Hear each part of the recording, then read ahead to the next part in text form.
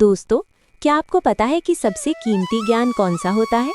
इस कहानी के माध्यम से आपको सब समझ में आ जाएगा। एक छोटे से गांव में 3 दोस्त रहते थे, राजा, विनोद और गोलू। तीनों बचपन के यार थे, लेकिन एक परेशानी थी। उन्हें समझ ही नहीं आता था कि कौन सा काम करें। घर की जिम्मेदारियां बढ़ रही थी, पैसे की जरूरत थी, तो उन्होंने मिलकर एक काम शुरू किया। नदी में नाव चलाकर लोगों को एक किनारे से दूसरे किनारे पहुंचाना। दिन बीतते गए, धीरे धीरे उनका काम चलने लगा और तीनों अब अपने अपने घरों की लगभग सभी जरूरतों की पूर्ति करने लगे। लेकिन एक दिन एक साफ सुथरे कपड़े पहने पढ़ा लिखा आदमी उनकी नाव में बैठा। उसने कहा, भाई मुझे उस पार ले चलो। विनोद बोला, साहब जी, हम तो बैठे ही हैं आपकी और आप जैसे महानुभावों की सेवा करने को, आइए बैठिए। राजा और गोलू ने मुस्कुराकर उसे बैठा लिया और नाव चल पड़ी। थोड़ी देर बाद उस आदमी ने पूछा, तुम लोग कितने पढ़े लिखे हो?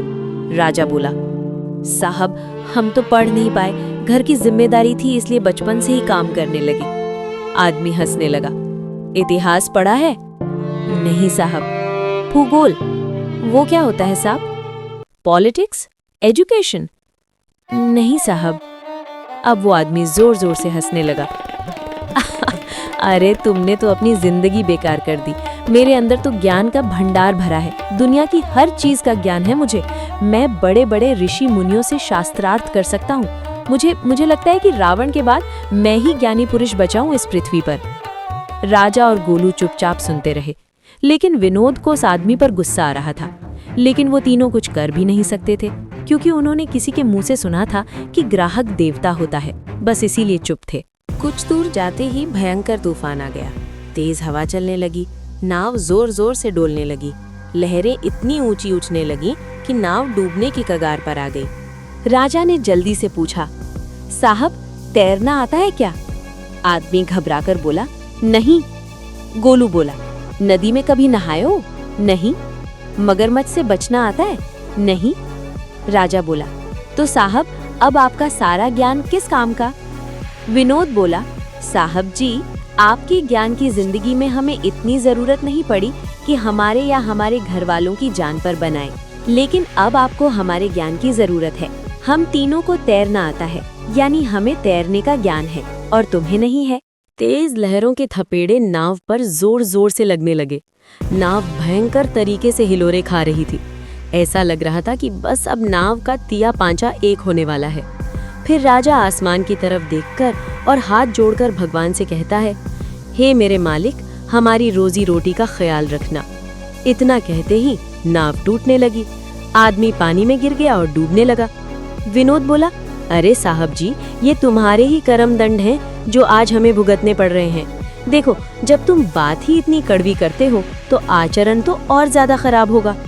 इतने में राजा ने कहा, मुझे तो तुम मूर्ख लग रहे। अब एक आदमी की तो जान पर बन रही है और तू उसको ज्ञान पे ज्ञान देता जा रहा है। अगर अब तूने एक और शब्द अपने मुंह से बाहर आने दिया तो तेरे हाथ पांव बांधकर नदी में डुबो दूंगा। इतने में गोलू बोला, भाई कितनी देर तक डुबोना है? राजा गुस्से से बोलता है, एक तो दोनों ही पागल हैं, इनके चक्कर में मैं पागल हो जाऊंगा। लेकिन अब वो आदमी ज्यादा डूबता जा रहा था। तभी राजा और गोलू ने तुरंत कूदकर उसे बचाया और किनारे तक ले आए। आदमी हांफते हुए बोला, आज मुझे समझ में आ गया, सबसे बड़ा ज्ञान वही है जो समय पर काम आए। लेकिन किसी को समझाने का ऐसा तरीका आज पहली बार देखा है। उस दिन के बाद वो आदमी बदल गया। अब वो किसी को छोटा नहीं समझता था। वो मन ही मन सोचता हुआ जा रहा था कि 3 बिना पढ़े लिखे लोगों ने आज उसे जिंदगी का सबसे कीमती पाठ पढ़ा दिया। उसे आज मालूम चल गया था कि सबसे बड़ा ज्ञान वो है जो समय पर काम आ जाए।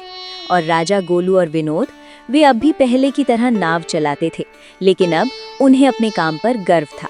तो दर्शकों, मॉरल ऑफ द स्टोरी क्या है, ये अब हम तुम्हें नहीं बताएंगे, बल्कि आप लोग ही हमें कमेंट्स के जरिए बताओगे।